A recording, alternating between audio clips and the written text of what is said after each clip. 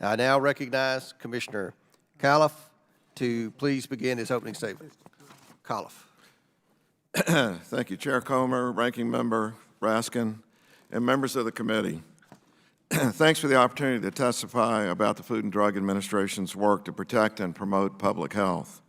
In the United States, the safety of medical, food, and cosmetic products depends on the actions of both industry and the FDA. Industry bears the responsibility of creating a supply of medical, food, and cosmetic products that are safe and protect and promote public health. FDA guides and oversees industry to help ensure that Americans can have a confidence about the medical, food, and cosmetic products they're using, and that they're duly warned about the risks of tobacco products. From that lens, I'd like to focus on the agency's work in four main areas today. First, addressing vulnerabilities in the supply chain. Second, reversing the decline in our national life expectancy. Third, accelerating effective treatment for thousands of rare genetic diseases. And fourth, undertaking the most significant reorganization in FDA history with a focus on human foods and improving oversight of all of our regulated industries. As we saw during the pandemic and continue to see, we have a significant global supply chain vulnerability, including lack of redundancy and resiliency, and over-reliance on foreign sources for critical products, particularly medicines and devices. Preventing and mitigating supply chain issues in the industries we regulate have been a primary focus. In 2023 alone, we worked with manufacturers to prevent over 230 threatened drug shortages.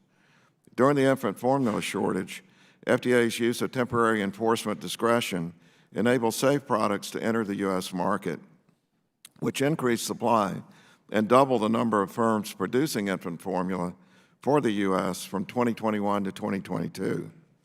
FDA's continued oversight will be critical until supply chains are more resilient, particularly for infant formula. We'll continue to promote competition in manufacturing quality and implement modernized systems to respond to shortages faster. It's why we've requested additional authorities that would provide more visibility into the supply chain.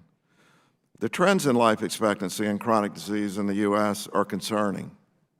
And while we're leading the world in the creation of new drugs and devices, our major causes of death and disability are driven by fundamentals: tobacco use, poor nutrition, and lack of adherence to inexpensive generic medications.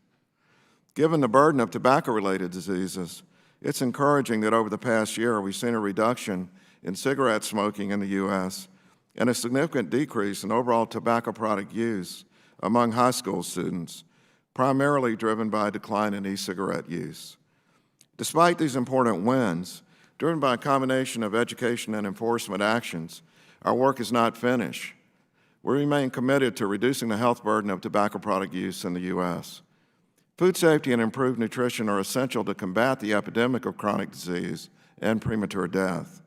A healthier food supply coupled with improvements in key nutrition information will help consumers make informed health choices.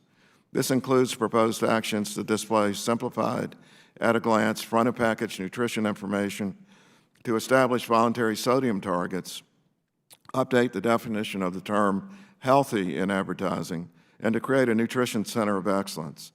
Thanks to Congress's investment in the Human Genome Project decades ago, many of the approximately 10,000 rare diseases, which impact at least 30 million Americans, can now be treated with new gene editing and gene therapy technologies. We're preparing to navigate a large number of these exciting therapies that will require new clinical trial methods, deep scientific reviewer expertise, and development of reliable long-term follow-up systems involving electronic health records for real-world evidence. Lastly, the agency has made significant progress in its proposed reorganization. The proposal aims to unify human foods functions into the new Human Foods Program under the direction of the Deputy Commissioner for Human Foods, and to solidify the Office of Regulatory Affairs' role as the front line of FDA's field-based operations. This will enhance our outbreak response and fully realize the preventive vision of the FDA Food Safety Modernization Act. These proposed changes will strengthen the agency, making it more efficient, nimble, and ready for the future with the ever-changing and complex industry we regulate. In conclusion, the essential work of the agency continues in thousands of work streams that Americans in the world count on every day, thanks to the dedication and perseverance of FDA staff.